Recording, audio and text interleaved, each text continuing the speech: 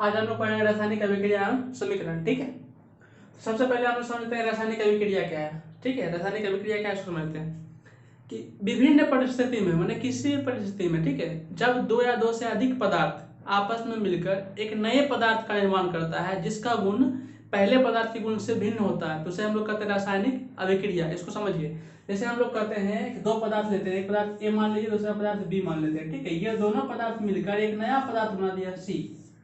ठीक है, अब जब ये दो पदार्थ मिलकर एक नया पदार्थ बना दिया सी, अब इस सी का जो गुण है वो बिल्कुल ए से भी और बी से भी दोनों से अलग है, दोनों से भिन्न है। तो इस प्रकार की चीज को हम लोग कहते हैं रासायनिक अभिक्रिया। कि विभिन्न परिस्थिति में दो या दो से अधिक पदार्थ आपस में मिलकर एक नए पदार्थ का निर्माण करता है जिसका गुण पहले वाले पदार्थ के गुण से बिल्कुल भिन्न होता है, तो इसे हम लोग कहते हैं रासायनिक अभिक्रिया। ठीक है, अब रासायनिक अभिक्रिया जैसे हम लोग आपको बोलते हैं मैग्नीशियम और ऑक्सीजन आपस में मिलकर मैग्नीशियम ऑक्साइड बनाता है, तो ये हमारा है आपका रासायनिक अभिक्रिया। जैसे हम लोग आपको बोलते हैं मैग्नीशियम और ऑक्सीजन आपस में मिलकर मैग्नीशियम ऑक्साइड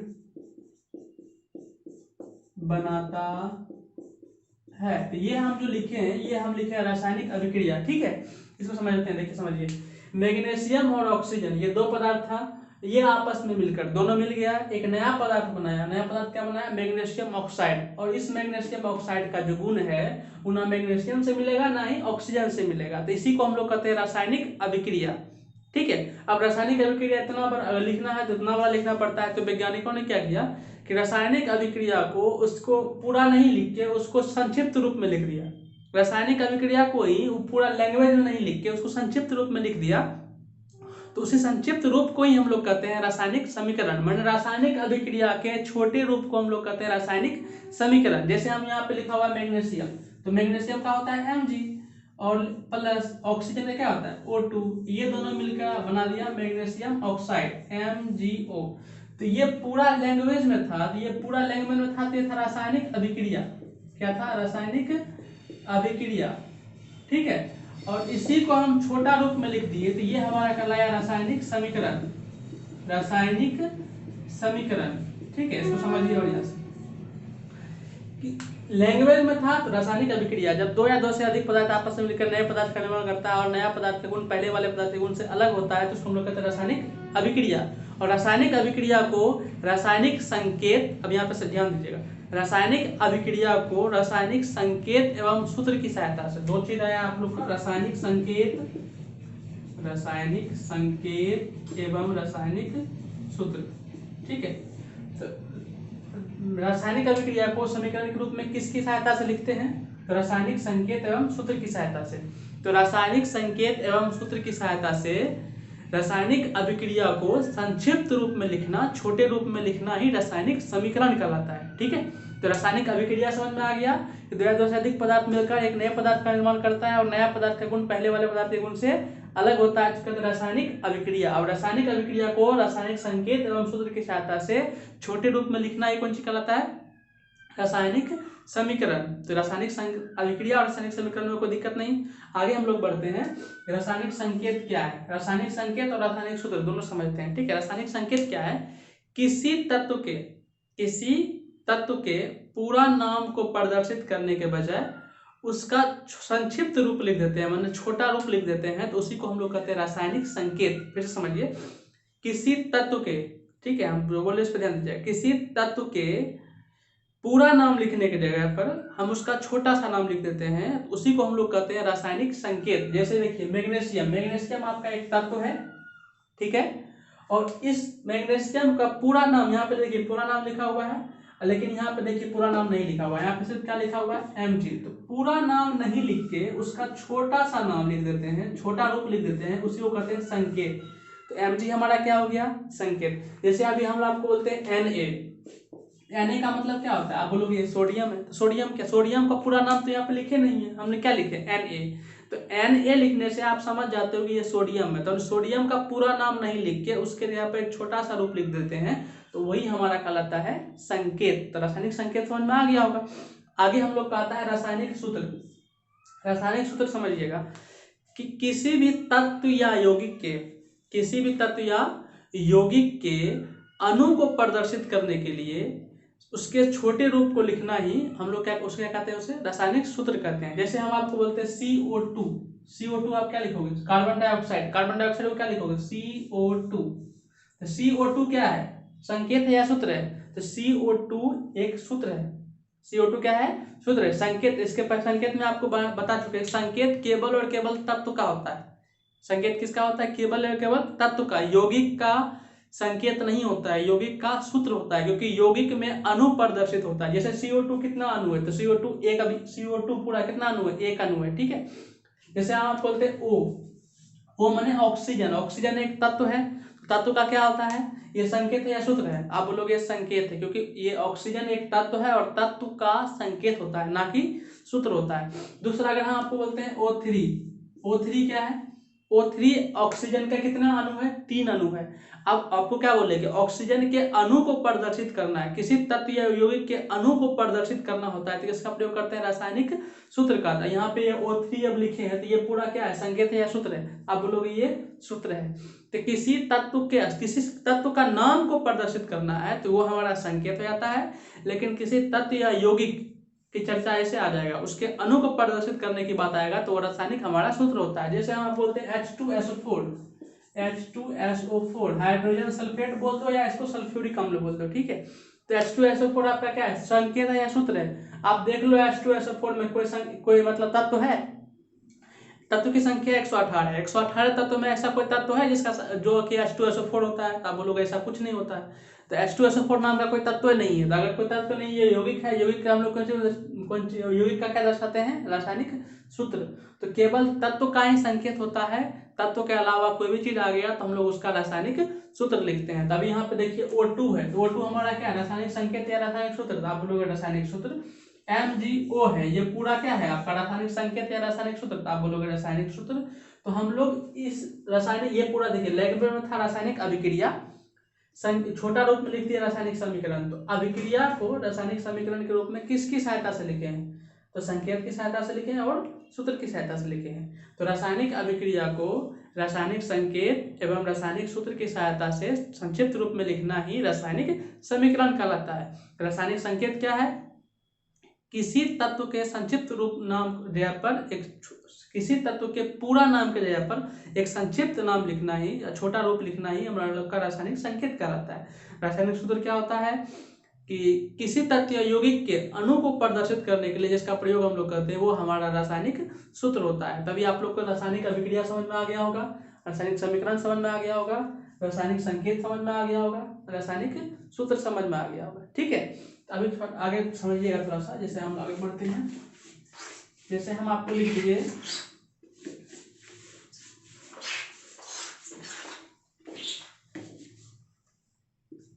H2+O2, ये हमारा होता है H2O, ठीक है। तो अभी इसमें आपको दो चीज मिलेगा, एक मिलेगा अभिकारक, एक मिलेगा उत्पाद, ठीक है। एक अभिकारक, एक उत्पाद।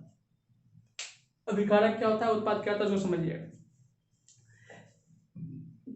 रासायनिक अभिक्रिया में भाग लेने वाले पदार्थ को हम लोग कहते हैं अभिकारक, और रासायनिक अभिक्रिया के फलस्वरूप बनने वाले पदार्थ को हम लोग कहते हैं उत्पाद या प्रतिफल। जैसे समझिए, ये आपका पूरा का पूरा क्या है, रासायनिक समीकरण। अगर हमको इसको अभिक्रिया में बोलना है तो लैंग्वेज में कैसे बोलेंगे कि हाइड्रोजन और ऑक्सीजन आपस में मिलकर हाइड्रोजन ऑक्साइड या जल का निर्माण करता है। तो अब देखिए आपस में मतलब कौन कौन भाग ले रहा था अभिक्रिया में? तो आप बोलोगे हाइड्रोजन और ऑक्सीजन आपस में मिलकर हाइड्रोजन ऑक्साइड या जल बनाता है। तो अभिक्रिया में भाग कौन कौन ले रहा है? तो हाइड्रोजन और ऑक्सीजन, ये दोनों आपस में मिल रहा है और ये बन रहा है। तो जो मतलब आपस में मिलकर नए पदार्थ का निर्माण करता है, माने जो आपस में मिलता है तो वो हमारा कहलाता है अभिकारक, माने जो अभिक्रिया में भाग ले रहा है। तो माने H2O बनाने के लिए तो किस किस चीज की आवश्यकता हो रही है? तो हाइड्रोजन की और ऑक्सीजन की।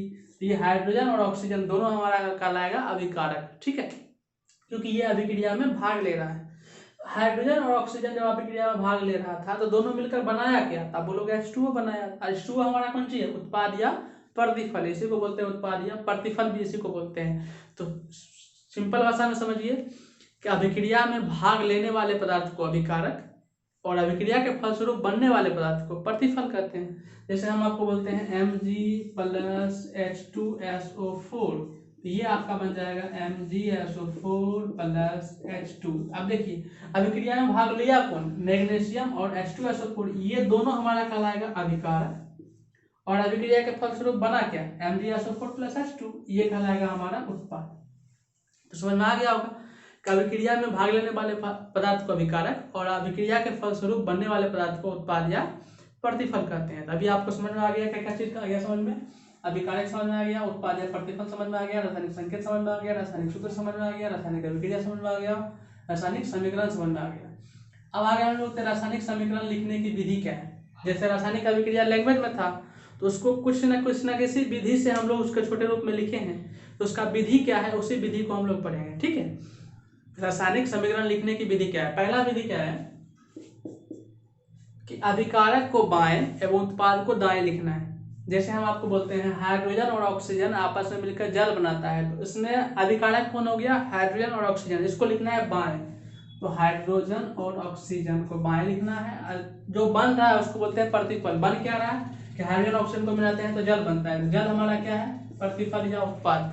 तो अभिकारक को बाएं और उत्पाद को दाएं लिखते हैं। ठीक है, पहला रूल। दूसरा रूल क्या है कि अभिकारक और उत्पाद के बीच में तीर का प्रयोग करते हैं। कभी भी रासायनिक समीकरण आप लोग देखिए, कभी भी रासायनिक समीकरण किसी भी क्लास में चले जाए, आप कहीं भी चले जाइए, वहां पे अगर आपको रासायनिक समीकरण केमिकल रिएक्शन की बात, केमिकल इक्वेशन की समीकरण की बात करेगा, ठीक है, तो वहां पे हमेशा आपको किसका प्रयोग करेगा, तीर का प्रयोग करेगा। ठीक है, तो रासायनिक अभिक्रिया अभिकारक एवं उत्पाद के बीच में किसका प्रयोग करते हैं, तीर का प्रयोग करते हैं। ठीक है, तीसरा रूल क्या है, कितना बार एग्जांपल में क्वेश्चन आ भी चुका है कि अभिकारक एवं उत्पाद के बीच में किसका प्रयोग करते हैं, तो आपको आएगा प्लस का, बराबर का, तीर का, किसका प्रयोग करते हैं, तो आपका आंसर क्या होगा, तीर का। तीसरा आपका है कि दो या दो से अधिक अभिकारक, या तो तीर के इस साइड दो या दो से अधिक हो जाए, या तो तीर के, सिंपल सी भाषा में अभिकारक उत्पाद अगर आपको पूछे तो तीर के बाएं साइड वाले को अभिकारक, तीर के दाएं साइड वाले को उत्पाद करते हैं, क्योंकि तीर के बाएं साइड वाला अभिक्रिया में भाग लेता है और तीर के दाएं साइड वाला अभिक्रिया के फलस्वरूप बनता है। ठीक है, तो अगर तीसरा रूल हमारा ये है कि अभिक्रिया दो या दो से अधिक अभिकारक, अगर अभिकारक आपके पास दो या दो से अधिक हो जाए या उत्पाद आपके पास दो या दो से अधिक हो जाए तो उसके बीच में प्लस का प्रयोग करते हैं। ठीक है, रूल बढ़िया समझिएगा कि दो या दो से अधिक अभिकारक हो या दो से अधिक उत्पाद हो तो उसके बीच में किसका प्रयोग करते हैं, प्लस का। तो पहला रूल हमारा है कि अभिकारक को बाएं, उत्पाद को दाएं लिखना है। दूसरा रूल है अभिकारक एवं उत्पाद के बीच में तीर का निशान लगाना है।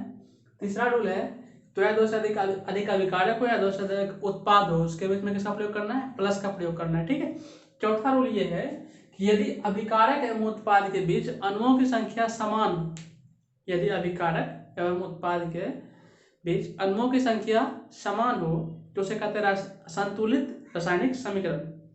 यदि अभिकारक एवं उत्पाद के बीच तत्वों के अणुओं की संख्या समान नहीं हो तो उसे कहते हैं असंतुलित रासायनिक समीकरण। जैसे अभी आपको बोलते हैं H2 प्लस O2, इसी एग्जाम्पल को देखते हैं, ये आपका है H2O। ठीक है, इसमें तत्व के अणु की संख्या को देखेंगे। देखिए हाइड्रोजन के कितने अणु, आप बोलोगे 2 अणु, इधर हाइड्रोजन के कितने अणु, 2 अणु, इधर देखिए ऑक्सीजन के कितने अणु, आप बोलोगे 2 अणु, इधर ऑक्सीजन कितने अणु, 1 अणु। तो इस साइड और इस साइड, ठीक है, ये आपका अभिकारक है, ये आपका उत्पाद है। अभिकारक एवं उत्पाद के अणु की संख्या यहाँ पे समान नहीं है। नहीं कैसे है, हाइड्रोजन तो यहाँ पे बराबर था लेकिन ऑक्सीजन बराबर नहीं है। तो अगर अभिकारक एवं उत्पाद के अणुओं की संख्या बराबर नहीं हो तो उसे कहते हैं असंतुलित रासायनिक समीकरण। तो ये आपका हो गया असंतुलित रासायनिक समीकरण। ठीक है, नेक्स्ट देखिए, अगर हम आपको बोलते हैं C+O2, ये होता है CO2। ठीक है, इसमें देखिए कार्बन के कितने अणु, कार्बन के 1 अणु, इधर भी कार्बन के 1 अणु, ऑक्सीजन के कितने अणु, ऑक्सीजन के 2 अणु, इधर भी ऑक्सीजन के 2 अणु। जब इसके इसमें क्या है कि कार्बन का भी अणु की संख्या समान है, ऑक्सीजन का भी अणु की संख्या समान, माने दो इस तरफ का अणुओं की संख्या, इस तरफ के सभी अणुओं की संख्या आपस में समान है। तो जब अभिकारक एवं उत्पाद के अणुओं की संख्या आपस में समान हो तो उसे कहते हैं संतुलित रासायनिक समीकरण। यहाँ पे अणु की संख्या समान नहीं था तो असंतुलित रासायनिक समीकरण, यहाँ पे अणुओं की संख्या समान है, ये हमारा हो गया संतुलित रासायनिक समीकरण। ठीक है, समझ में आ गया। तो रासायनिक समीकरण लिखने की 4 विधि। पहला विधि क्या है कि अभिकारक को बाएं उत्पाद को दाएं लिखना है, अभिकारक एवं उत्पाद के बीच में तीर का चिन्ह लगाना है, दो या दो से अधिक अभिकारक या उत्पाद रहने पर उसके बीच में प्लस का चिन्ह लगाना है। चौथा है कि जब अभिकारक एवं उत्पाद के तत्वों के अणुओं की संख्या समान हो तो संतुलित रासायनिक समीकरण। जब अभिकारक एवं उत्पाद के तत्वों के अणुओं की संख्या समान नहीं हो तो उसे कहते हैं असंतुलित रासायनिक समीकरण। यहाँ तक समझ में आ गया होगा। नेक्स्ट आपका अगला है रासायनिक समीकरण के महत्व। रासायनिक समीकरण के महत्व, रासायनिक समीकरण के 4 महत्व होते हैं। रासायनिक समीकरण कहने का मतलब क्या है, जैसे हम ये आपका यहाँ पे ये लिखे हैं, ये क्या है, रासायनिक समीकरण है। रासायनिक क्या है, समीकरण है। अब ये रासायनिक समीकरण जब हम लिखे हैं तो इसके क्या इंपोर्टेंस है, ऐसा लिख दिए, जिसका क्या इंपोर्टेंट है, इसका क्या महत्व है। तो रासायनिक समीकरण के 4 महत्व होते हैं। ठीक है, रासायनिक समीकरण के 4 महत्व होते हैं। पहला क्या होता है,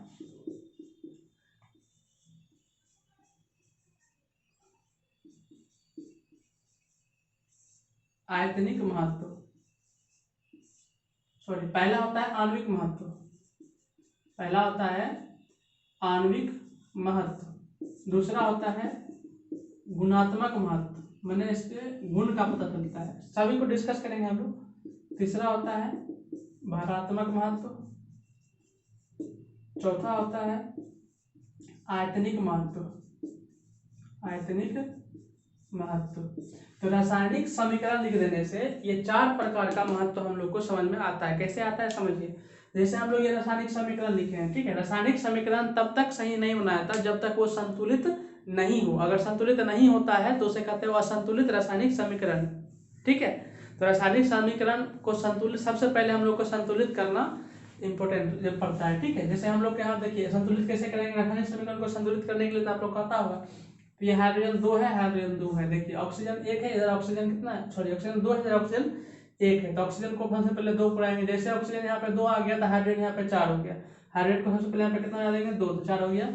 तो सबसे पहले हम लोग उसको संतुलित करते हैं, उसके बाद उसका इंपॉर्टेंट महत्व तो निकालते हैं। जैसे आप किसी भी, जैसे आपको बोलेगा कार्बन और ऑक्सीजन आपस में मिलकर कार्बन डाइऑक्साइड बनाता है, इस रासायनिक अभिक्रिया के समीकरण के रूप में लिख के उसके महत्व को बताइए। ठीक है, तो अगर आपको उसका महत्व को बताना है तो सबसे पहले रासायनिक अभिक्रिया जो दिया हुआ होगा उसको समीकरण के रूप में लिखिएगा। रासायनिक अभिक्रिया का मतलब वो लैंग्वेज में होगा। ठीक है, उसको समीकरण के रूप में लिखिएगा, मतलब छोटा रूप में लिखिएगा। ठीक है, उसके बाद उसको संतुलित कीजिएगा, संतुलित करने के बाद उसका आपको इंपॉर्टेंट बताना है। जैसे यहाँ पे अगर हमको बोलेगा कि हाइड्रोजन और ऑक्सीजन मिलकर जल का निर्माण करता है तो इसके महत्व को बताइए। ठीक है, तो हाइड्रोजन और ऑक्सीजन मिलकर जल का निर्माण करता है तो ये तो पूरा लैंग्वेज हो गया, लैंग्वेज हो गया तो ये रासायनिक अभिक्रिया हो गया। सबसे पहले हमको उसको छोटे रूप में लिखना है, तो हाइड्रोजन का H2 ऑक्सीजन का O2 आपस में मिलकर जल का निर्माण कर रहा है H2O, तो ये रासायनिक अभिक्रिया हो गया। दूसरा स्टेप हमारा क्या है कि दूसरा स्टेप है सब उसके बाद उसको हम लोग संतुलित करेंगे। तो अभी देखिए यहाँ पे पहले संतुलित नहीं था, हाइड्रोजन 2 था, हाइड्रोजन 2 था, ऑक्सीजन यहाँ 2 था, ऑक्सीजन 1 था, लेकिन ऑक्सीजन पुराने के लिए यहाँ पे 2 लिख दिए तो ऑक्सीजन हमारा 2 हो गया। ये 2 का मतलब ये 2 H के लिए, H2 के लिए भी है और O के लिए भी है। ठीक है, तो जैसे ऑक्सीजन यहाँ 2 हुआ है तो ऑक्सीजन तो पूरा हो गया, लेकिन हाइड्रोजन यहाँ पे 4 हो गया, 2 यहाँ था 2 यहाँ था, तो 2 × 2 4, तो हाइड्रोजन 4 हो गया। हाइड्रोजन पुराने के लिए यहाँ आगे में कितना लगाना पड़ा 2। अब यहाँ पे हम लोग उसका जो मतलब महत्व है वो निकालेंगे। ठीक है, तो पहला इंपॉर्टेंट हमारा पहला महत्व इसका है कि आणविक महत्व। आणविक महत्व क्या है, देखिए इस हाइड्रोजन का कितना अणु है, अणु है 2 अणु, तो आप लिखोगे हाइड्रोजन के 2 अणु और ऑक्सीजन के 1 अणु, आगे मैंने बताया कितना है 1, तो हाइड्रोजन के 2 अणु और ऑक्सीजन के 1 अणु मिलकर ये H2O क्या है, जल है, जल के 2 अणु का निर्माण करता है, जल के 2 अणु का निर्माण करता है। तो ये आपका हो गया आणविक महत्व। इसको फिर से एक बार बोल देते हैं कि हाइड्रोजन के 2 अणु, माने जो लिखा हुआ है ना उसके आगे में जितना है वो उसका अणु कहलाता है। ठीक है, तो हाइड्रोजन के 2 अणु, ऑक्सीजन के 1 अणु मिलकर जल के 2 अणु का निर्माण करता है। ये आपका हो गया आणविक महत्व। ठीक है, नेक्स्ट आपका है गुणात्मक। गुणात्मक मतलब होता है उसके नाम का पता चलता है, और नाम आपको रासायनिक समीकरण में ऑलरेडी दे चुका रहेगा। ठीक है, वो आपको रहेगा हाइड्रोजन और ऑक्सीजन मिलकर जल का निर्माण करता है। ये आपका गुणात्मक महत्व हो गया, माने उसके नाम का पता चलता है। गुणात्मक महत्व में क्या होता है, उसके नाम। आणविक महत्व में उसके अणु का पता चलता है, गुणात्मक महत्व में उसके नाम का पता चलता है। गुणात्मक महत्व क्या आ जाएगा कि हाइड्रोजन और ऑक्सीजन मिलकर जल का निर्माण करता है। तीसरा आपका है भारात्मक महत्व। भारात्मक महत्व मतलब भार। हाइड्रोजन का देखिए, हाइड्रोजन का परमाणु भार निकालने के लिए आपको पता है परमाणु भार निकालते हैं कि यहाँ पे कितने हाइड्रोजन है। देखिए एक हाइड्रोजन का परमाणु भार कितना होता है, एक, इसके साथ में कितना है 2, और इसका आगे कितना लगा हुआ है 2, तो कितना हो गया टोटल 4 ग्राम हाइड्रोजन। हाइड्रोजन का कितना भार निकल गया 4 ग्राम। ऑक्सीजन देखिए, ऑक्सीजन का कितना परमाणु द्रव्यमान कितना होता है, ऑक्सीजन परमाणु संख्या 8, उसका परमाणु द्रव्यमान 16। तो एक ऑक्सीजन का परमाणु द्रव्यमान 16, यहाँ पे कितना ऑक्सीजन है 2, तो 16 दूना 32। ऑक्सीजन का परमाणु द्रव्यमान हो गया 32 ग्राम। ठीक है, इधर देखिए हाइड्रोजन कितना है 1 गुने 2 प्लस ऑक्सीजन कितना है 8 गुने 16, अगर इसको आप ऐड करोगे तो यह होगा 18 ग्राम। एक जल का कितना होता है 18 ग्राम, और कितना H2 है 2H2, तो 18 गुना 2 कितना हो गया 36 ग्राम। तो भरात्मक महत्व तो क्या होता है कि 4 ग्राम हाइड्रोजन और 32 ग्राम ऑक्सीजन मिलकर 36 ग्राम जल का निर्माण करता है। ठीक है, देखिए ना ज्यादा होगा ना कम होगा, 4 ग्राम 32 ग्राम दोनों में कितना होगा 36 ग्राम, इधर भी देखिए कितना है 36 ग्राम। तो ये इसका भरात्मक महत्व है। भरात्मक मतलब भार। तो 4 ग्राम हाइड्रोजन और 32 ग्राम ऑक्सीजन मिलकर 36 ग्राम जल का निर्माण करता है। ये इसका हो गया भरात्मक महत्व। नेक्स्ट है आयतनिक महत्व। आयतनिक महत्व और आणविक महत्व दोनों सेम है, सिर्फ और सिर्फ आपको यहाँ पे अणु बोलना पड़ता था, यहाँ आप आयतन बोलिएगा। कैसे बोलिएगा कि हाइड्रोजन के 2 आयतन, उस समय क्या बोलते थे हाइड्रोजन के 2 अणु, यहाँ पे बोलेंगे हाइड्रोजन के 2 आयतन और ऑक्सीजन के 1 आयतन मिलकर जल के 2 आयतन का निर्माण करता है। यही आपका है रासायनिक समीकरण के महत्व। ठीक है, तो कोई भी रासायनिक समीकरण अगर हमको दे देता है तो उसका हम 4 महत्व आसानी से निकाल सकते हैं। ठीक है, जैसे मान लो इसके अलावा हमको दूसरा एग्जांपल दे दिया। ठीक है, मान लो हमको दे दिया है ये आपको C+O2 CO2। ठीक है, इसका बोलेगा महत्व बताइए। ठीक है, तो इसका महत्व बताएंगे सबसे पहले तो इसको देखेंगे ये आपका हमारा संतुलित है या नहीं। तो देखिए कार्बन 1 कार्बन 1, ठीक है, ऑक्सीजन 2 ऑक्सीजन 2, ये हमारा संतुलित रासायनिक समीकरण है, तो इसमें कोई चेंज नहीं करना। अब इसका हम लोग इंपोर्टेंट बताते हैं। ठीक है, महत्व बताएंगे। महत्व पहला है आणविक महत्व। देखिए आणविक महत्व क्या है, आपको बोलना है कि कितना अणु मिलकर कितना अणु का निर्माण करता है। तो कार्बन के कितना अणु, नहीं कुछ तो 1, तो कार्बन के 1 अणु, O2 माने ऑक्सीजन, ऑक्सीजन के कितने अणु, आगे में जो लिखा था वो उसका अणु है, तो नहीं कुछ तो लिखा हुआ था 1। तो कार्बन के 1 अणु और ऑक्सीजन के 1 अणु मिलकर कार्बन डाइऑक्साइड के 1 अणु का निर्माण, यहाँ कुछ नहीं लिखा हुआ ना, 1 अणु का निर्माण करता है। तो अणु की बात की है तो आणविक महत्व, कार्बन के 1 अणु और ऑक्सीजन के 1 अणु मिलकर कार्बन डाइऑक्साइड के 1 अणु का निर्माण करता है। ये आपका हो गया आणविक महत्व। दूसरा क्या है गुणात्मक महत्व। गुणात्मक महत्व में हम क्या बोले हैं, उसके नाम का पता चलता है। नाम बोलिए तो क्या क्या है, कार्बन और ये क्या है ऑक्सीजन। कार्बन और ऑक्सीजन आपस में मिलकर कार्बन डाइऑक्साइड बनाता है। ये आपका हो गया गुणात्मक महत्व। ठीक है, तीसरा क्या है भारात्मक। भारात्मक मतलब आपको उसका भार निकालना है। भार क्या वेट, कार्बन के कितना परमाणु संख्या कितना 6 और उसका भार कितना होता है 16, तो 16 ग्राम कार्बन। ऑक्सीजन देखिए एक ऑक्सीजन का कितना होता है 16 और 2 ऑक्सीजन का यहाँ पे निकाले थे 32, यहाँ पे 32, तो एक 16 ग्राम कार्बन और 32 ग्राम ऑक्सीजन, 16 ग्राम कार्बन और 32 ग्राम ऑक्सीजन मिलकर, इधर आप काउंटिंग कीजिएगा तो 16 32 कितना होता है 48 ग्राम कार्बन डाइऑक्साइड का निर्माण करता है। आप निकालना चाहो तो निकाल सकते हो। देखिए कितना कार्बन में कितना होता है 6 गुना, सॉरी यहाँ पे होगा 6 गुना 12 होगा। ठीक है, 16 नहीं होगा 12। कार्बन का परमाणु संख्या 6, परमाणु द्रव्यमान 12, तो 12 ग्राम कार्बन और 32 ग्राम ऑक्सीजन मिलकर 44 ग्राम कार्बन डाइऑक्साइड का निर्माण करता है। तो आप देखिए निकाल लीजिए, कार्बन का कितना होता है 12, ऑक्सीजन का एक ऑक्सीजन का 16, 2 ऑक्सीजन तो 32, 32 12 कितना हो गया 44। तो इधर और इधर दोनों में ऐड, इधर का और इधर का दोनों पे ऐड करने पर बराबर होना चाहिए। ठीक है, तो ये आपका हो गया भारात्मक। किसी का भी बोलेगा तो अगर आणविक बोलेगा तो अणु की बात कर देंगे, गुणात्मक बोलेगा तो उसका नाम बोल देंगे, भारात्मक बोलेगा तो उसको उसका भार के हिसाब से बोल देंगे। आयतनिक बोलेगा तो आयतनिक में तो पता ही है, अणु के जगह पर आयतन बोलना है। तो कार्बन का एक आयतन और ऑक्सीजन का एक आयतन मिलकर कार्बन डाइऑक्साइड के एक आयतन का निर्माण करता है। ये इसका हो गया महत्व। ठीक है, तो रासायनिक समीकरण के ये 4 महत्व है। समझ में आ गया होगा। नेक्स्ट हमारा क्या देखिए, महत्व समझ में लिखने की विधि हो गया, महत्व हो गया। नेक्स्ट है रासायनिक समीकरण के दोष। अब रासायनिक समीकरण जो है उसका क्या दोष है, दोष मान लीजिए होता है उसका क्या अवगुण है। ठीक है, अब देखिए रासायनिक समीकरण का अवगुण ये होता है कि रासायनिक समीकरण को पूरा करने में कितना समय लगेगा इसका पता नहीं चलता है। तो समय का पता नहीं चलता है, ये इसका कौन सी है, दोष है। उसके बाद रासायनिक समीकरण में जो तत्व होता है किस अवस्था में, ठोस है, द्रव है, गैस है, इसका पता नहीं चलता है। ठीक है, तो ये हमारा क्या है, दोष है। उसका रंग कलर कुछ पता नहीं चलता है, ये हमारा क्या है, दोष है।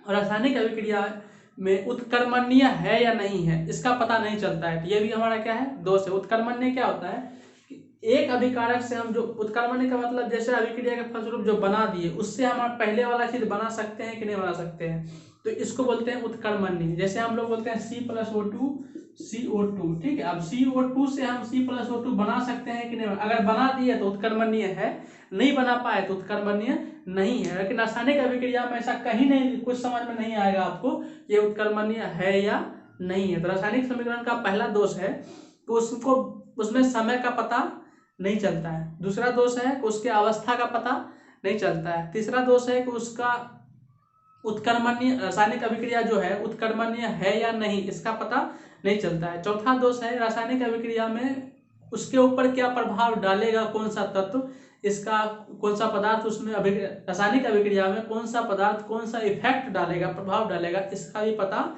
नहीं चलता है। तो ये रासायनिक अभिक्रिया के दोष है। दोष मैंने अवगुण, मैंने रासायनिक अभिक्रिया आपको एक लिख देगा, जैसे हम आपको बोल दिए मान लीजिए Mg+O2, ये हो गया MgO। अब बताइए MgO बनने में कितना समय लगा है, ये कहीं लिखा हुआ है तो नहीं है, तो समय का पता नहीं चल रहा है। दूसरा Mg किस अवस्था में, ठोस है, द्रव है, गैस है, किस अवस्था में पता चल रहा है, तो आप लोगों को नहीं पता चल रहा है, तो अवस्था का पता नहीं चल रहा है, तो ये इसका दोष है। तीसरा है कि MgO+O2 से MgO बना दिया, कोई ऐसा संकेत लिखा हुआ है जिससे आप समझ जाओगे कि MgO से Mg+O2 बनाया जा सकता है, तो कहीं ऐसा कोई संकेत लिखा हुआ नहीं है, तो इसके उत्कर्मण्य है या नहीं इसका ही पता नहीं चलता है। उसके बाद रासायनिक अभिक्रिया में इस पे किस चीज का प्रभाव पड़ा है, ताप का पड़ा है, दाब का प्रभाव पड़ा है, किसका प्रभाव पड़ा है, कहीं भी कोई संकेत लिखा हुआ नहीं है, तो उसका, ये भी इसका कौन सी है, दोष है। तो रासायनिक अभिक्रिया के इतने सारे दोष है, मैंने अवगुण है कि रासायनिक अभिक्रिया लिखा हुआ रहेगा हमको समझ में नहीं आएगा कि जैसे मान लीजिए MgO लिखा हुआ किस अवस्था में बताइए, ठोस है कि द्रव है, गैस है, कुछ पता चलता है, अब लोग कुछ पता नहीं चल रहा है, इसका मतलब क्या चाहिए, दोष है। MgO बनने में कितना टाइम लगा, कुछ पता चल रहा है, अब लोग नहीं पता चल रहा है, नहीं पता चल रहा है, उसका कौन चाहिए, दोष है। MgO बनने में किस चीज का प्रभाव पड़ा है पता चल रहा है, अब लोग नहीं पता चल रहा है, तो ये उसका कौन चाहिए, दोष है। अब MgO2 से MgO बना लिए हैं, क्या MgO से Mg+O2 बना सकते हैं, कहीं कोई संकेत है, तो आप लोग नहीं है, तो मतलब ये इसका कौन चाहिए, दोष है। तो ये हम लोग इसका रासायनिक समीकरण के दोष। ठीक है, अब रासायनिक समीकरण के प्रकार। अब इस रासायनिक समीकरण के प्रकार को आप लोग पढ़ चुके हो। रासायनिक समीकरण दो प्रकार के होते हैं, संतुलित रासायनिक समीकरण और संतुलित रासायनिक समीकरण। संतुलित रासायनिक समीकरण क्या होता है, जब अभिकारक एवं उत्पाद के तत्वों के अणुओं की संख्या आपस में समान हो उसे संतुलित रासायनिक समीकरण कहते हैं। जब अभिकारक एवं उत्पाद के तत्वों के अणुओं की संख्या समान नहीं हो तो उसे असंतुलित रासायनिक समीकरण कहते हैं। तो रासायनिक समीकरण के प्रकार समझ में आ गया। नेक्स्ट है रासायनिक अभिक्रिया के प्रकार। रासायनिक अभिक्रिया के प्रकार, ये सबसे, जितना जो चीज है ये आपका सबसे इंपॉर्टेंट है, पूरे चैप्टर का सबसे इंपॉर्टेंट भाग यही है, रासायनिक अभिक्रिया के प्रकार। ठीक है, तो अभी हम लोग समझेंगे रासायनिक अभिक्रिया का प्रकार। रासायनिक अभिक्रिया का जो प्रकार है उसको हम लोग का जोड़ा में पढ़ेंगे। ठीक है, जैसे हम लोग पढ़ेंगे संयोजन और वियोजन, एक साथ पढ़ेंगे संयोजन और वियोजन। ठीक है, सबसे पहले आपको एग्जांपल देंगे, एग्जांपल के हिसाब से उसका हम लोग परिभाषा बनाएंगे। ठीक है, जैसे हम आपको बोलते हैं Mg+O2, ये हो गया MgO, C+O2 CO2, Na+Cl2 आप बोलोगे NaCl। अगर हम आपको बोलते हैं H2O, H2+O2, अगर हम बोलते हैं H2SO4, सॉरी Na2SO4, इसको बोलते हैं Na+SO4, ठीक है। CO2 को हम बोलते हैं C+O2। अब देखिए इसमें आपको दो तरह का चीज मिला होगा, ठीक है। जितना भी क्रिया है सबको देखिए, इसमें क्या होगा कि एक में होगा कि दो चीज मिलकर एक नया चीज का निर्माण कर रहा है, एक में होगा कि एक चीज टूटकर दो नए चीज का निर्माण कर रहा है। देखिए इसमें क्या है कि दो चीज मिलकर एक चीज का निर्माण कर रहा है, माने आपस में मिलकर निर्माण कर रहा है। ये भी देखिए आपस में मिलकर निर्माण कर रहा है, आपस में मिलकर निर्माण कर रहा है। ये देखिए एक पदार्थ था, ये कितने पदार्थ बन गया, दो पदार्थ, माने ये टूट गया है। यहाँ भी देखिए एक पूरा एक था, लेकिन यहाँ क्या हो गया, टूट गया है। यहाँ एक था, यहाँ क्या हो चुका है, टूट गया है। तो यही आपका संयोजन वियोजन है। इसको परिभाषा में क्या समझते हैं, देखिए जब दो या दो से अधिक अभिकारक आपस में मिलकर एक नए पदार्थ का निर्माण करता है तो वैसी रासायनिक अभिक्रिया को संयोजन अभिक्रिया कहते हैं। क्या कहते हैं, संयोजन। संयोजन माने आपस में मिलना। तो जब दो या दो से अधिक अभिकारक आपस में मिलकर एक नए पदार्थ का निर्माण करता है तो उसे कहते हैं संयोजन अभिक्रिया। वियोजन क्या है, जब एक अभिकारक टूटकर दो या दो से अधिक नए उत्पाद का निर्माण करता है तो उसे कहते हैं वियोजन। वियोजन माने टूटना। तो जब टूटने की बात आएगा तो वियोजन, अब मिलने की बात आएगा तो संयोजन। जब दो अभिकारक, दो या दो से अधिक अभिकारक आपस में मिलकर एक नए पदार्थ का निर्माण करता है तो उसे कहते हैं संयोजन अभिक्रिया। जब एक पदार्थ टूटकर दो या दो से अधिक पदार्थ का निर्माण करता है तो उसे कहते हैं वियोजन अभिक्रिया। तब यहाँ पे देखिए ये मिल रहा है, टूट रहा है, आप बोलोगे मिल रहा है, किस प्रकार का अभिक्रिया है, संयोजन अभिक्रिया। मिल रहा है, टूट रहा है, आप बोलोगे मिल रहा है, किस प्रकार का अभिक्रिया है, संयोजन अभिक्रिया। मिल रहा है, टूट रहा है, आप बोलोगे सर मिल रहा है, ये आपका हो गया संयोजन अभिक्रिया। यहाँ पे देखिए H2O पहले एक था, अब यहाँ पे एक से कितना हो गया, दो। तो मिल रहा है कि टूट रहा है, आप बोलोगे टूट रहा है, ये वियोजन अभिक्रिया। तो एक अभिकारक, जब एक अभिकारक टूटकर दो या दो से अधिक उत्पाद का निर्माण करता है तो ऐसी अभिक्रिया को कहते हैं वियोजन अभिक्रिया। ये आपका वियोजन अभिक्रिया है। ये देखिए एक था, टूट गया, वियोजन अभिक्रिया। एक था, टूट गया, वियोजन अभिक्रिया। ठीक है। तो संयोजन अभिक्रिया में क्या होता है, दो पदार्थ मिलता है। अब वियोजन अभिक्रिया में क्या होता है, एक पदार्थ टूटकर दो पदार्थ में निर्माण होता है। तो मैंने संयोजन अभिक्रिया वियोजन अभिक्रिया के जस्ट विपरीत है। अगर आपको एग्जाम में क्वेश्चन पूछ दिया कि संयोजन अभिक्रिया वियोजन अभिक्रिया के जस्ट विपरीत है, क्यों विपरीत होता है, कैसे, तो आप बोलोगे संयोजन अभिक्रिया में दो या दो से अधिक पदार्थ मिलकर एक नए पदार्थ का निर्माण करता है, जबकि वियोजन अभिक्रिया में एक पदार्थ टूटकर दो या दो से अधिक नए पदार्थ का निर्माण करता है। और जब भी किसी मतलब आपको एग्जाम में अभिक्रिया का परिभाषा पूछे तो आप उसके नीचे में उसका एग्जाम्पल जरूर दो। जैसे आपको बोलेगा संयोजन अभिक्रिया किसे कहते हैं, तो संयोजन अभिक्रिया का परिभाषा देके उसके बाद ये तीनों एग्जाम्पल उसके नीचे लिख देना, ठीक है। वियोजन पूछेगा तो वियोजन का परिभाषा देके वियोजन का एग्जाम्पल लिख दीजिएगा, ठीक है। तो ये आपका संयोजन और वियोजन तो समझ में आ गया होगा। नेक्स्ट दूसरा आपका है विस्थापन और द्विविस्थापन, ठीक है। विस्थापन और द्विविस्थापन, ठीक है। विस्थापन माने क्या होता है कि मतलब अलग होना, अलग करना। विस्थापन माने अलग करना। देखिए विस्थापन क्या होता है, जैसे हम आपको बोलते हैं कि MgSO4 + Na, जब इसका बनाओगे समीकरण तो ये बनाएगा Na2SO4 + Mg। इसमें क्या हुआ है, देखिए इसमें क्या हुआ है कि किसी यौगिक से, अब देखिए MgSO4 क्या था, ये एक यौगिक था और Na एक तत्व है, ठीक है। और यहाँ पे क्या हुआ कि किसी यौगिक से उसके तत्व को हटा देना, किसी यौगिक से उसके तत्व को अधिक अभिक्रियाशील तत्व द्वारा हटा देना ही कहलाता है विस्थापन अभिक्रिया। अब देखिए इस यौगिक में क्या था, इसके SO4 के साथ में क्या था Mg, लेकिन देखिए SO4 के साथ क्या कर दिया, Mg को हटा दिया, उसके यहाँ पर क्या आ गया Na। तो Na क्यों आ गया, Na Mg से अधिक अभिक्रियाशील है। जब एक अभिक्रियाशील पदार्थ, जब एक तत्व अपने किसी कम अभिक्रियाशील वाले तत्व को उसके यौगिक से हटा देता है तो उसे कहते हैं विस्थापन अभिक्रिया, ठीक है। विस्थापन अभिक्रिया समझ में आ गया होगा। जब किसी यौगिक से उसके तत्व को अधिक अभिक्रियाशील वाला तत्व उसको हटा देता है या विस्थापित कर देता है तो वैसी रासायनिक अभिक्रिया कहते हैं विस्थापन रासायनिक अभिक्रिया। ऐसा समझ में आएगा, फिर समझिए। जब किसी यौगिक से उसके तत्व को अधिक अभिक्रियाशील वाला तत्व विस्थापित कर देता है तो उसे कहते हैं विस्थापन अभिक्रिया। तो इसको एग्जांपल में समझिए। जब किसी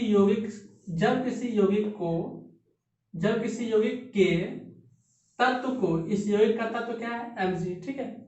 किसी यौगिक के तत्व को अधिक अभिक्रियाशील तत्व द्वारा विस्थापित कर दिया जाता है, मैंने हटा दिया जाता है, तो उसे कहते हैं विस्थापन अभिक्रिया। MgSO4 से Na को कर दिया, क्या कर दिया, हटा दिया। हटाया क्यों? क्योंकि ये अधिक अभिक्रियाशील है। तो अधिक अभिक्रियाशील तत्व द्वारा किसी यौगिक से उसके तत्व को हटा देना, अधिक अभिक्रियाशील तत्व द्वारा किसी यौगिक से उसके तत्व को विस्थापित कर देना, मैंने हटा देना ही कहलाता है विस्थापन अभिक्रिया। तो ये जो अभिक्रिया आपका है पूरा का पूरा कौन सा अभिक्रिया है? विस्थापन अभिक्रिया। जैसे हम आपको बोलते हैं CuSO4 प्लस Zn, तो ये आपका बनाता है ZnSO4 प्लस Cu। इसमें क्या हुआ है? इसमें Zn जो था अधिक अभिक्रियाशील था किससे? Cu से। इन्होंने क्या किया कि यहाँ से Cu को हटा दिया और अलग कर दिया, तो ये हमारा क्या कहलाया? विस्थापन अभिक्रिया। तो विस्थापन अभिक्रिया में क्या होता है कि अधिक अभिक्रियाशील धातु कम अभिक्रियाशील धातु को उसके यौगिक से क्या कर देता है? हटा देता है। तो इसी को हम लोग कहते हैं विस्थापन अभिक्रिया। समझ में आ गया होगा कि जब एक अधिक अभिक्रियाशील धातु द्वारा उसकी यौगिक से कम अभिक्रियाशील धातु को विस्थापित कर देता है, तो वैसी रासायनिक अभिक्रिया को विस्थापन अभिक्रिया कहते हैं, ठीक है। नेक्स्ट आपका है द्विविस्थापन। द्विविस्थापन, देखो विस्थापन में एक जगह से विस्थापन हो रहा था, द्विविस्थापन में क्या होगा? दो जगह, द्विविस्थापन नाम से लगता है द्वि मतलब दो, विस्थापन दो जगह से विस्थापन, दो जगह से विस्थापन होगा। द्विविस्थापन कैसे होगा समझिए, जैसे आपको रहेगा ZnCl2 प्लस MgSO4, ठीक है। तो ये आपका बना रहता है ZnSO4 प्लस MgCl2। इसमें क्या हुआ है देखिए, इस अभिक्रिया में हुआ क्या है उसको समझिए।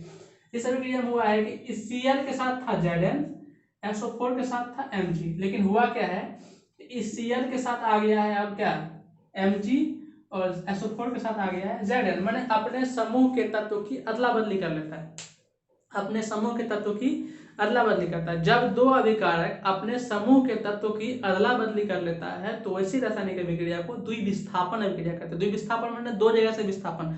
तो जब दो अभिकारक, द्विविस्थापन होने के लिए कितने अभिकारक चाहिए? दो अभिकारक। जब दो अभिकारक अपने समूह के किसकी अदला बदली करता है? तत्व की, ठीक है। तो जब दो अभिकारक अपने समूह की अदला बदली करके नए पदार्थ का निर्माण करता है तो उसे हम लोग कहते हैं द्विविस्थापन रासायनिक अभिक्रिया। ये किस प्रकार की रासायनिक अभिक्रिया है? द्विविस्थापन रासायनिक अभिक्रिया है, ठीक है। जैसे हम आपको बोलते हैं MgCl2 प्लस Na2CO3, ठीक है, और ये अभिक्रिया करता है तो ये बनता है MgCO3 प्लस NaCl। तो यहाँ पे देखिए कितने जगह से विस्थापन हो रहा था, आप बोलोगे दो जगह से विस्थापन हो रहा है।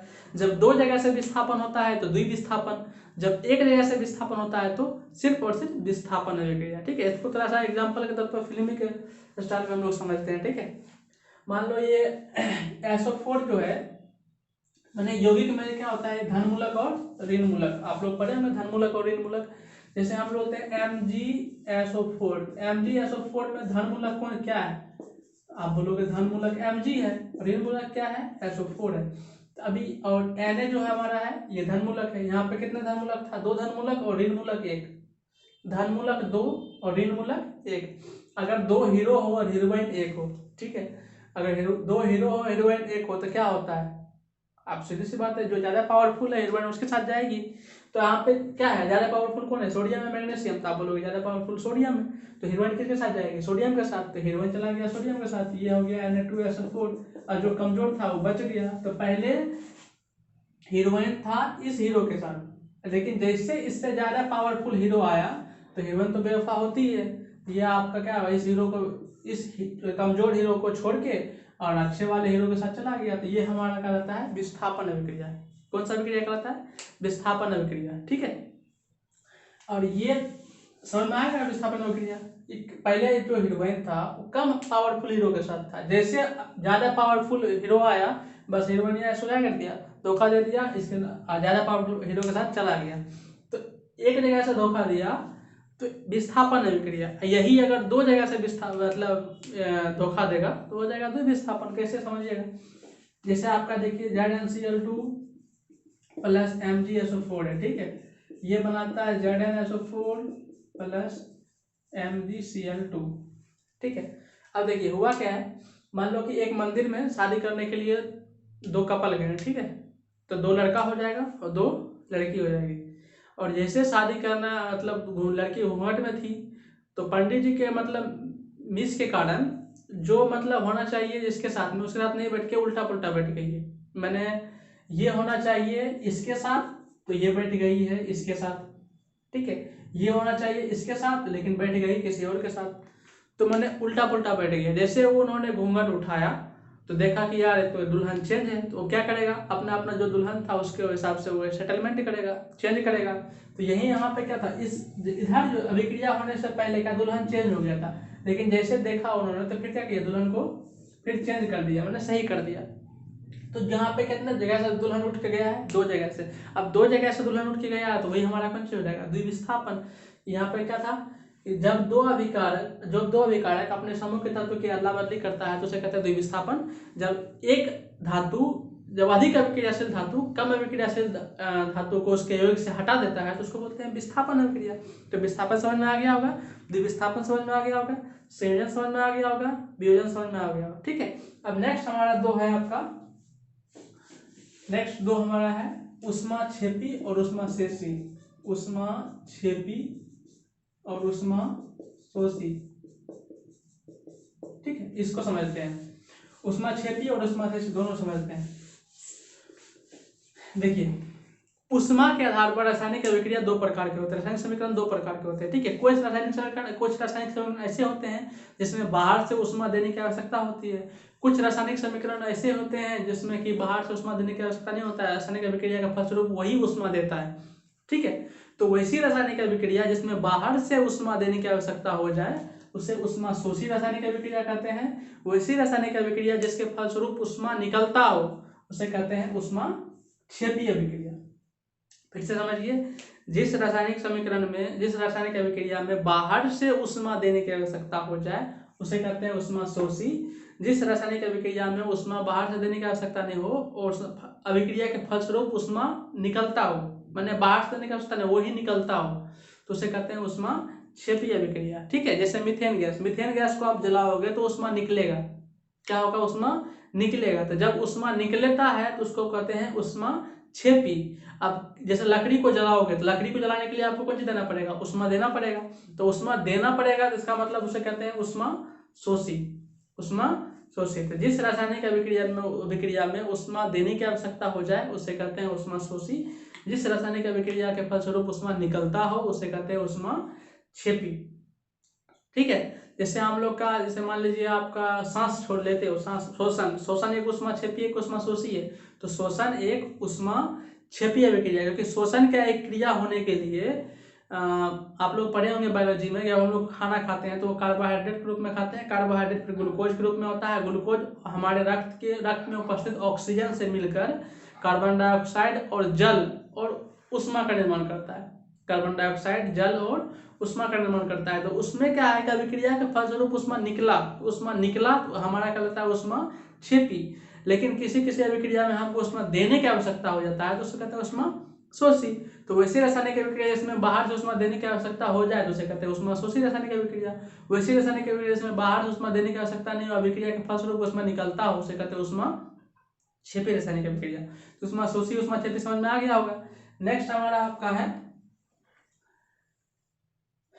अवक्षेपण और उदासीनीकरण। अवक्षेपण और उदासीनीकरण अभिक्रिया। अगर आपको बोलेगा अवक्षेपण अभिक्रिया, वैसी रासायनिक अभिक्रिया जिसमें अवक्षेप का निर्माण होता है उसे कहते हैं अवक्षेपण अभिक्रिया।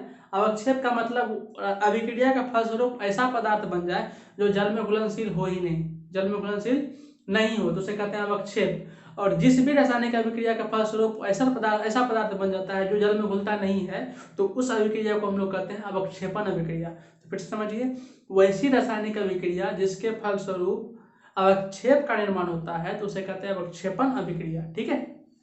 नेक्स्ट आपका है उदासीनीकरण अभिक्रिया। उदासीनीकरण अभिक्रिया आप दूसरा चैप्टर में पढ़ोगे, दूसरा चैप्टर आपका है अम्ल क्षार लवण, आप उसमें भी पढ़ोगे, फिर भी समझ लेते हैं। जब एक अभिकारक अम्ल हो दूसरा अभिकारक क्षारक हो और ये दोनों आपस में मिलकर लवण तथा जल का निर्माण करता हो तो ऐसी रासायनिक अभिक्रिया को उदासीनीकरण रासायनिक अभिक्रिया कहते वैसी रासायनिक अभिक्रिया जिसमें एक अभिकारक अम्ल हो दूसरा अभिकारक क्षार हो, आपस में अभिक्रिया करके एक दूसरे का गुण उदासीन करके, मैंने अभिक्रिया का फलस्वरूप ना इसका गुण रहेगा ना इसका गुण रहेगा। अम्ल का गुण है खट्टा होना, क्षारक का गुण है तीखा होना, नमकीन होना। ना तो जो लवण बना है वो तो ना तो खट्टा होगा ना तो तीखा होगा। तो जब एक अभिकारक अम्ल हो दूसरा अभिकारक क्षार हो, आपस में अभिक्रिया करके उदासीन नए पदार्थ का निर्माण करता है, माने एक दूसरे का गुण खत्म करके एक नए पदार्थ का निर्माण करता है, लवण और जल बनाता है, तो उसी को हम लोग कहते हैं उदासीनीकरण अभिक्रिया। जैसे आप एक अम्ल का नाम बोलिए, तो एक अम्ल हमारा हो गया HCl, HCl एक हाइड्रोक्लोरिक अम्ल है, और एक क्षारक का नाम बोलिए, क्षारक आपका हो गया NaOH, सोडियम हाइड्रोक्साइड, ये क्षार है। ये जब अभिक्रिया आपसे कराइएगा तो ये बनेगा NaCl प्लस H2O, ठीक है। तो ये NaCl जो है ये NaCl लवण है, NaCl क्या है, लवण है। तो जब कोई रासायनिक अभिक्रिया में एक अभिकारक अम्ल हो दूसरा अभिकारक क्षार हो, आपस में अभिक्रिया करके लवण तथा जल बनाता हो, तो वैसी रासायनिक अभिक्रिया को उदासीनीकरण रासायनिक अभिक्रिया कहते हैं। समझ में आ गया होगा। नेक्स्ट आगे आपका है उपचयन और अपचयन। उपचयन और अपचयन, ठीक है। उपचयन रासायनिक अभिक्रिया क्या है और अपचयन रासायनिक अभिक्रिया क्या है। उपचयन क्या होता है कि वैसी रासायनिक अभिक्रिया जिसमें ऑक्सीजन की वृद्धि एवं हाइड्रोजन की कमी हो, या तो ऑक्सीजन बढ़ जाए या हाइड्रोजन घट जाए, ठीक है। तो वैसी रासायनिक अभिक्रिया को उपचयन रासायनिक अभिक्रिया कहते हैं। फिर से समझिए, जब किसी रासायनिक अभिक्रिया में ऑक्सीजन बढ़ जाए या हाइड्रोजन घट जाए तो उसे कहते हैं उपचयन रासायनिक अभिक्रिया, ठीक है। नेक्स्ट आपका है अपचयन, जस्ट उसका उल्टा, किसी रासायनिक अभिक्रिया में ऑक्सीजन घट जाए या हाइड्रोजन बढ़ जाए उसे कहते हैं अपचयन रासायनिक अभिक्रिया। समझ में आ गया होगा। वैसी रासायनिक अभिक्रिया जिसमें ऑक्सीजन बढ़ जाए या हाइड्रोजन घट जाए तो उसे कहते हैं उपचयन। वैसी रासायनिक अभिक्रिया जिसमें ऑक्सीजन घट जाए हाइड्रोजन बढ़ जाए उसे कहते हैं अपचयन, ठीक है। अब कभी कभी क्या होता है, किसी रासायनिक अभिक्रिया में दोनों काम होता है, उपचयन भी हो जाता है और अपचयन भी होता है। तो वैसी रासायनिक अभिक्रिया जिसमें एक अभिकारक का अपचयन और दूसरे अभिकारक का उपचयन हो, तो वैसी रासायनिक अभिक्रिया को रेडॉक्स अभिक्रिया कहते हैं। क्या कहते हैं, रेडॉक्स अभिक्रिया, रेडॉक्स रिएक्शन। तो समझ में आ गया होगा। जब किसी अभिक्रिया में ऑक्सीजन जुटता है या हाइड्रोजन घटता है जिसे कहते हैं अपचयन। जब किसी रासायनिक अभिक्रिया में ऑक्सीजन घटता है या हाइड्रोजन बढ़ता है तो उसे कहते हैं उपचयन। अगर रासायनिक अभिक्रिया में दोनों चीज हो जाए, उपचयन भी हो जाए और अपचयन भी हो जाए, तो वैसी रासायनिक अभिक्रिया कहते हैं रेडॉक्स अभिक्रिया, ठीक है। समझ में आ गया होगा। नेक्स्ट आपका है संक्षारण क्या है और विकृत गंध्यता क्या है। संक्षारण और विकृत गंध्यता के बाद आपका एक चैप्टर खत्म हो जाता है, ठीक है। उसके बाद एक क्लास और रखेंगे, जो छोटा बड़ा क्वेश्चन होगा उस सबको क्लास में ले लेंगे, ठीक है। तो आपका पहला है संक्षारण किसे कहते हैं। संक्षारण क्या कहता है कि जब कोई धातु को अम्ल, आर्द्रता, नमी के संपर्क में छोड़ देता है। जब किसी धातु को अम्ल, आर्द्रता या नमी के संपर्क में छोड़ दीजिएगा तो उसके ऊपर एक नया परत जम जाता है, उसी परत को हम लोग कहते हैं संक्षारण। अर्थात संक्षारण एक प्रकार का जंग है, जंग को ही हम लोग क्या कहते हैं, संक्षारण, ठीक है। जैसे लोहा पर जंग लग जाता है, चांदी पर जंग लग जाता है, कॉपर पे जंग लग जाता है, ठीक है। तो वो आपका है संक्षारण। जब भी किसी धातु को भी आप किसी भी धातु को अम्ल, आर्द्रता और नमी के संपर्क में छोड़ दीजिए, अम्ल के साथ छोड़ दीजिए या आर्द्रता के साथ छोड़ दीजिए या नमी के साथ छोड़ दीजिए, ठीक है। तो उसके ऊपर एक परत जम जाता है, उसी परत को हम लोग कहते हैं संक्षारण। जैसे कॉपर के ऊपर हरा रंग का परत चढ़ जाता है, चांदी के ऊपर काले रंग का परत जम जाता है, लोहा के ऊपर भूरे रंग का परत जम जाता है, तो वो क्या है, वो संक्षारण है। संक्षारण में जंग है, ठीक है। समझ में आ गया होगा संक्षारण कि जब किसी धातु को अम्ल, आर्द्रता, नमी के संपर्क में छोड़ देते हैं तो उसके ऊपर एक परत जम जाता है, इसी परत को हम लोग कहते हैं संक्षारण, ठीक है। नेक्स्ट आपका है विकृत गंध्यता, ठीक है। विकृत गंध्यता क्या होता है, जब किसी तेलयुक्त या वसायुक्त पदार्थ को, तेलयुक्त या वसायुक्त पदार्थ को कई दिनों तक छोड़ देते हैं तो उसके स्वाद में परिवर्तन आ जाता है, स्वाद में और उसके गुण में परिवर्तन आ जाता है, तो इसी को हम लोग कहते हैं विकृत गंध्यता। विकृत गंध्यता से बचने के लिए हम लोग नाइट्रोजन गैस का प्रयोग करते हैं। किस गैस का प्रयोग करते हैं, नाइट्रोजन गैस का प्रयोग करते हैं। विकृत गंध्यता को फिर समझिए, जब किसी तेलयुक्त या वसायुक्त पदार्थ को कई दिनों तक छोड़ देते हैं तो उसके स्वाद और गुण में परिवर्तन आ जाता है, इसी को हम लोग कहते हैं विकृत गंध्यता। तेलयुक्त पदार्थ में जब तेल से बना हुआ पदार्थ, जैसे दलपूरी आप लोग समझते हैं, बिहारी भाषा में तो हम लोग बोलते हैं दलपूरी। दलपूरी में क्या तेल में बनाते हैं दलपूरी। अब दलपूरी को आप निकाले उस समय खाइए, ठीक है, और कुछ दिन के बाद उसको छोड़ दीजिए, उसके बाद उसको खाइए, आप देखेंगे उसके स्वाद में परिवर्तन हो जाएगा और उसके गुण में भी परिवर्तन हो जाएगा, ठीक है। तो उसके स्वाद और गुण में जो परिवर्तन आया है ना, इसी को हम लोग कहते हैं विकृत गंध्यता। तो आशा करते हैं समझ में आ गया होगा। आपका पूरा चैप्टर आज खत्म हो गया पहला, और जो भी इसमें छोटा मोटा चीज़ बचा होगा उसको हम एक दूसरे क्लास में देख के क्लियर कर लेंगे, ठीक है। तो आज हम लोग पढ़ लिए क्या क्या पढ़े हैं, तो रासायनिक अभिक्रिया, रासायनिक समीकरण, रासायनिक संकेत, रासायनिक सूत्र, रासायनिक समीकरण लिखने की विधि, रासायनिक समीकरण के महत्व, रासायनिक समीकरण के दोष, रासायनिक अभिक्रिया रासायनिक समीकरण के प्रकार, रासायनिक अभिक्रिया के प्रकार, संयोजन, वियोजन, विस्थापन, द्विविस्थापन, ऊष्माक्षेपी, ऊष्माशोषी, उपचयन, अपचयन, रेडॉक्स, उसके बाद संक्षारण, उसके बाद विकृत गंधता। इतना चीज़ आज हम लोग कंप्लीट कर लिए हैं। तो लगभग पहला चैप्टर आप लोग का खत्म हो गया, ठीक है। नेक्स्ट हम लोग स्टार्ट करेंगे, एक वीडियो और आएगा इस चैप्टर का, जो छोटा बड़ा क्वेश्चन होगा उसमें हो जाएगा, ठीक है। तो इस चैप्टर का सबसे इम्पोर्टेंट जो है ना वो ये है, यहाँ रासायनिक अभिक्रिया के प्रकार, ये जो है इस पूरे चैप्टर का सबसे इम्पोर्टेंट है। आपका जब मैट्रिक का एग्जाम होगा उसमें यहाँ से कम 3 से 4 क्वेश्चन आएगा, इतना से ही कम आपका 3 से 4 क्वेश्चन आएगा, ठीक है। तो आज एक क्लास यहीं पर खत्म करते हैं। अगर अच्छा लगे तो चैनल को सब्सक्राइब कर लीजिएगा, ठीक है, और वीडियो को लाइक कर दीजिएगा। Okay bye.